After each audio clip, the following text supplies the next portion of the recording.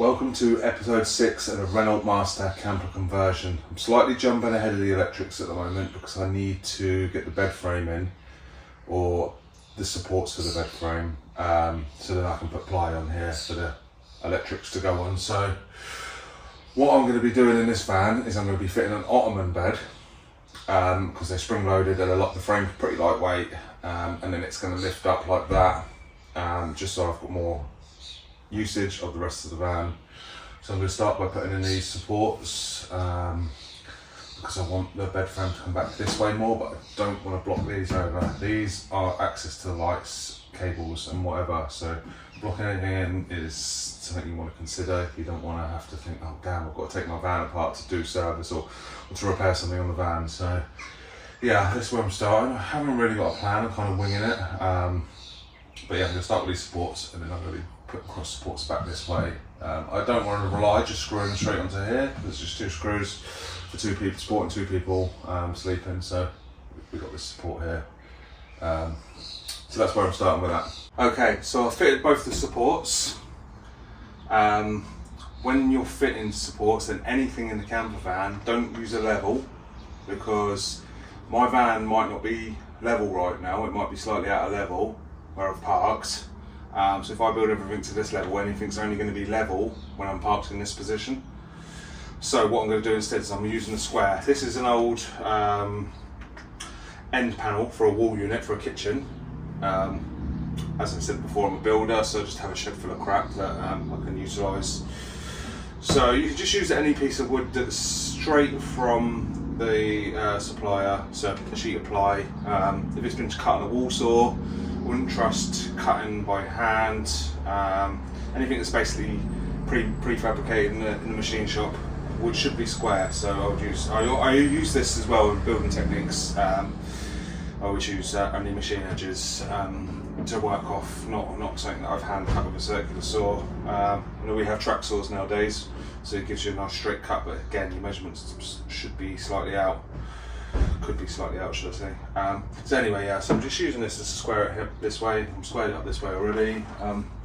Same with this pillar, this one. This rail here, I don't know if you can see it in the camera, it starts to curve up, so just have to cut the back of that one out. But these 2 pillars are square with each other, so that's done. So basically what I'm doing is then going to put an ottoman bed on top of this, and then the bench is going to go in here. That's why this bed's a bit higher, but I have got a high top roof, so I've got enough room up there. And I also want to get some push bikes in the back here, hopefully. So it's all things that I've got to consider when I'm doing this build. The structural components are nearly complete on the bed now. So I mirrored what I've done on that side to this side by putting the supports in. This allows me to put cross members in, and the reason I've had to do this was because the rails sit about 8 inches away from the wall, and the reason being is because that's the size of a double bed. I want to centralise it, and also it gets smaller up here, so the bed will just about clear this, but the frame's going to hit that, but that's fine. The mattress can go into the cavity. So I'm going to get on with this next rail now, blowtorch it and then fit it. And it was one other little issue that we had to deal with, and that was the door stays. Now they run round the wall, so it's hitting the post. So I've notched out a little hole for it to go through, and I'll show you how that works now. When I initially fitted the post, I gently closed the door and let the door stay touch the post. I then marked the top and the bottom of the door stay, and then I removed the post. After that, I then closed the door completely and measured how far it comes out and travels in as it goes through its actions. So now when I close the door stay will pass through the hole, and then as I open it, it comes back through with a nice smooth action.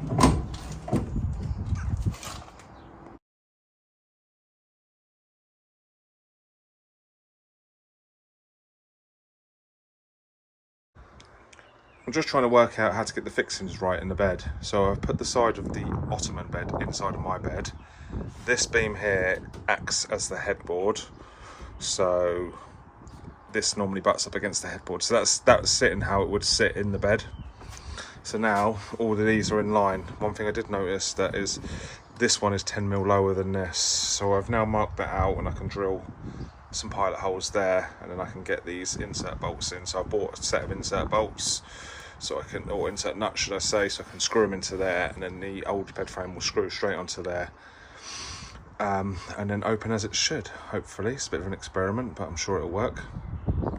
So I've just used some small screws before I put the inserts in and put the mechanism on. They're hard to press down because they're not designed to be pressed down with no weight on them. I pressed it down. I wasn't really happy with how it sits, so I'm going to have to put a lower beam on this one in between. Possibly have to use joist hangers, which aren't going to look the best, but it's going to be supporting it structurally, so I'm going to have to do that to get this done. I've now moved all the measurements down to the bottom rail. I haven't done it exactly the same because that side was 155 and I've done it to 145. I didn't want to go too close to the bottom of the rail.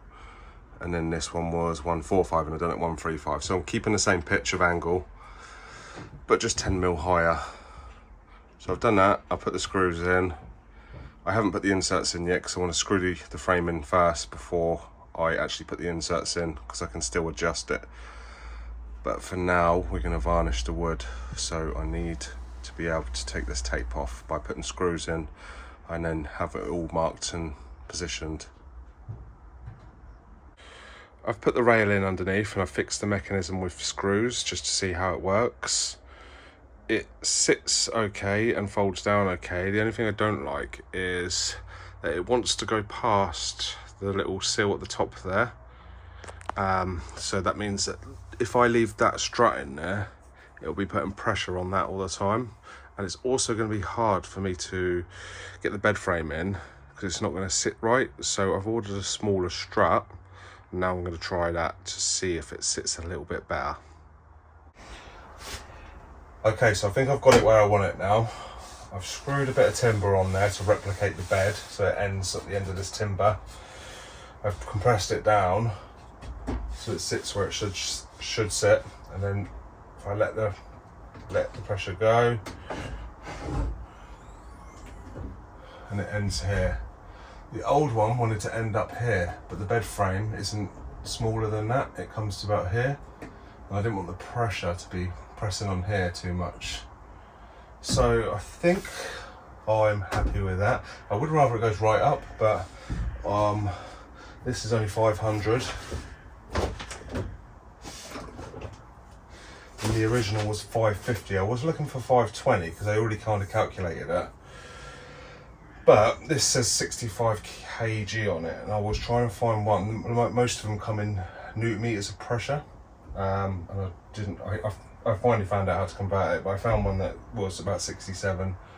No, actually, I think it was a bit lower because this was quite powerful pushing up. So it went a little bit lower, so I can feel the control a bit more when I'm sort of working with it. So I'm going to install the other side now, and then install the bed frame, and then see how it operates as a unit. Now it should have a mattress on it to operate properly, but I don't have a mattress yet. But as long as it opens, and then if I need to get a stronger one because it doesn't go up properly because of the mattress, but I think it'll be okay. So I'm going to do that now, and then install the bed frame, and then hopefully see this bed actually working. Okay, so I fitted the frame, and I'm just using wood screws. I haven't even screwed these ones in. I'm just these ones here just to sort of hold it in place roughly. But what you need to do, what the original bed has, was these insert nuts. You basically drill a 10mm hole, and then you use an Allen key. I don't know what size it is. It's probably an 8 or a 9, maybe a 10, to thread it in, and then the bolt for the bed frame just screws into there.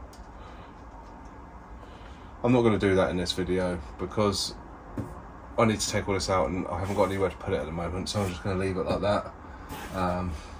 I have someone coming to collect all the old panelling from the van, hopefully tomorrow, which is all in the garage. The bed frame will be in the way, so I'll leave it in until he has collected that.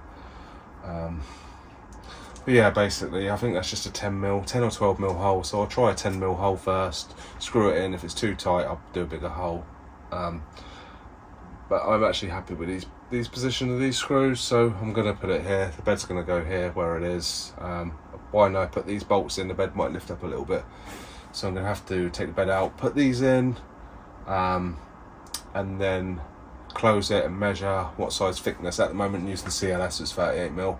I'm probably going to have to use 45mm timber to support the bed, so that will slide straight in without having to be cut or anything like that. I'll just blow torch it and varnish it the same as this, and then that will be my bed frame complete. But I'm going to leave it as it is for now. I'm just going to show you the operation of the bed, and if it works okay in the next part of the video. Okay, so I've fitted the Ottoman frame onto the mechanisms. It's all just lightly fitted at the moment. I need to make sure it's going to work before I actually make permanent fixtures and stuff like that. I've just used screws at the bottom, and I have insert nuts. I need to drill big holes and then screw the nuts in, and then I can bolt it to it properly as it was done in the original frame. There is going to be a piece of timber coming across here. It doesn't come out this far, it cuts off here, and there'll be two returns going that way and that way just to support these three beds. There's a strut that normally goes about here, because these have some braces in the corner to support the corner, one here as well I think, but I'm going to use the strut that goes across in here so I can sol it in and then pull it out, so it's going to be a removable strut. It's all just stuff I need to design and build, but I'm pretty sure it's all going to work. So yeah, I'm going to close this now and see how it works. It might not stay down because I think it needs the mattress or the weight of the mattress on it. So the new struts, they are not as powerful as the old ones, so it's easier to pull down. Oh, it actually stays down. It's a bit wonky, but I've only lightly fitted it now, so it's all about adjusting the bolts and everything. The van's also leaning that way, so I don't know if that's contributing to it sitting wonky. But again, that's all just adjusting it to get it to sit right in the frame. But it seems like it works okay, and I'm just going to open it now to see how the operation of opening works. It seems to work pretty good. I'm pretty happy with how it's turned out. It needs adjusting, it needs finishing, but by putting these beams, this beam especially, in, it's going to make it difficult for me to work in the van. So I need to build these cupboards and do some other bits. So I will come back to this, and I will probably finish this video here. And then if you want to see how the actual bed turned out, then I will upload a video at the end of the build of everything and how it's turned out, so you can see how the bed operates then. But for building the bed and using this design, I'm pretty much covered everything you need to know. So if you want to copy this idea, then yeah, you can do it as I've done it, and it seems to work okay.